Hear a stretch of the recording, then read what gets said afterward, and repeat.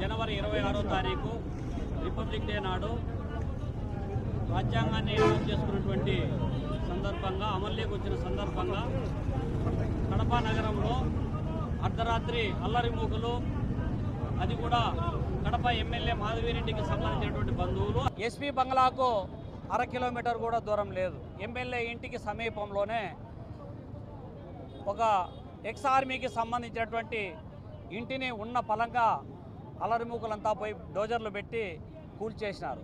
అడ్డపడినటువంటి మహిళలను ఎక్కడ పడితే అక్కడ చేతులు వేసి వాళ్ళను ఇబ్బందులకు గురి చేసినటువంటి వైనం, ఇంట్లో ఉన్నటువంటి వస్తువులను అట్లే కూలగొట్టినటువంటి వైనాన్ని కడప నగరం ఒక్కసారిగా నివ్వరపోయింది. దీనిపైన పార్టీలు, ప్రజా సంఘాలు అందరూ కూడా తీవ్రమైనటువంటి పద్ధతిలో వ్యతిరేకిస్తూ ఉన్నారు, నిరసన వ్యక్తం చేస్తూ ఉన్నారు. అందులో భాగంగానే ఈరోజు బాధితుని ఇంటి దగ్గర నుంచి అంబేద్కర్ సర్కిల్ వరకు నిరసన ర్యాలీ, ఆందోళన కార్యక్రమాన్ని నిర్వహిస్తూ ఉన్నాం. ఈ సందర్భంగా కూటమి ప్రభుత్వం అధికారంలోకి వచ్చిన తర్వాత గత ప్రభుత్వంలో విధ్వంసక పాలన, దౌర్జన్యాలు పెరిగిపోయినాయి, అక్రమాలు పెరిగిపోయినాయి, కబ్జాలు పెరిగిపోయినాయి, గంజాయి పెరిగిపోయిందని పదే పదే చెప్పినటువంటి కూటమి నేతలు ఇవాళ ఈ 18 మాసాల పాలనలో వచ్చిన తర్వాత ఎక్కడ పడితే అక్కడ కబ్జాలు పెరిగిపోతూ ఉన్నాయి, దౌర్జన్యాలు పెరిగిపోతూ ఉన్నాయి.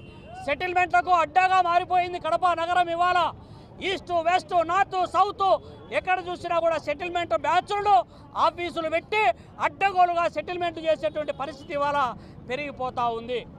బాధిత కుటుంబంకు సంబంధించినటువంటి 20 ఏళ్ల క్రితం ఉన్నటువంటి ఒక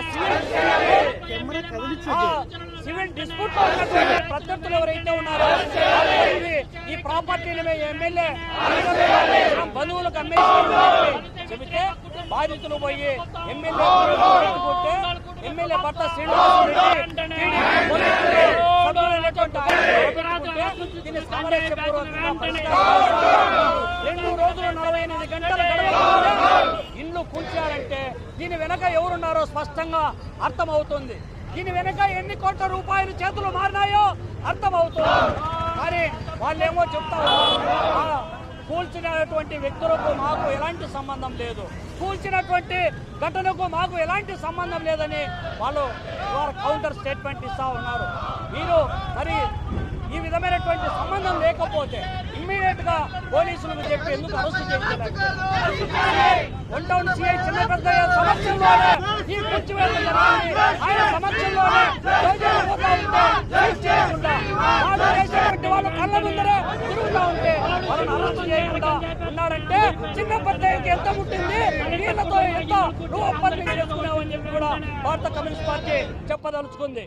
ఇవాళ కడప నగరంలో ప్రశాంతమైనటువంటి వాతావరణము ఉండాలనేటువంటి ఆలోచన పదే పదే చెబుతూ ఉన్నటువంటి ఎమ్మెల్యే మాధవిరెడ్డి గారు కడప నగరంలో శత్రు దుర్భేద్యమైనటువంటి రక్షణ వలయాన్ని నిర్మిస్తున్నామని, దానికోసం సీసీ కెమెరాలు పెడుతున్నాం, దానికోసం నిర్బంధంగా డబ్బులు ఇవ్వాలని చెప్పి పదే పదే చెబుతూ ఉన్నటువంటి ఎమ్మెల్యే మాధవిరెడ్డి చెప్పినటువంటి ఈ సీసీ కెమెరాలు, సీసీ ఫుటేజెస్ ఏ గాలికి పోయినాయి, ఏ మూలన దాక్కున్నాయి.